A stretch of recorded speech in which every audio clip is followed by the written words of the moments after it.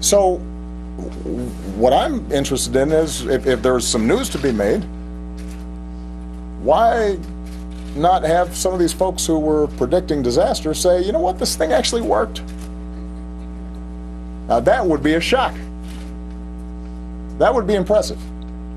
If some of these folks who had said the sky is falling suddenly said, you know what, we were wrong, and we are glad that Iran no longer has the capacity to break out in short term and develop a nuclear weapon. But of course that wasn't going to happen. Instead, what we have is the manufacturing of outrage in a story that we disclosed in January.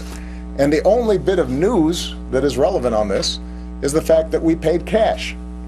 Which brings me to my last point.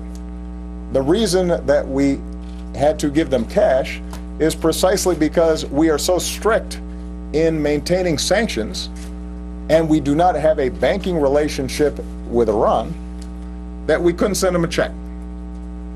And we could not wire the money. And it is not at all clear to me why it is that cash, as opposed to a check or a wire transfer, has made this into a news story. You know, maybe because it kind of feels like some spy novel or some crime novel, because cash was exchanged.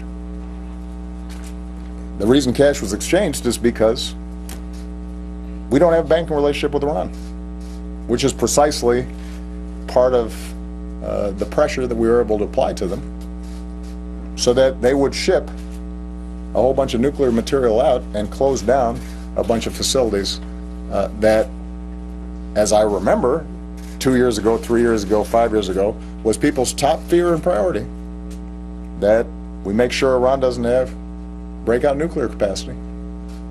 They don't. This worked. Josh Letterman. Thank you, Mr. President. Repeatedly now,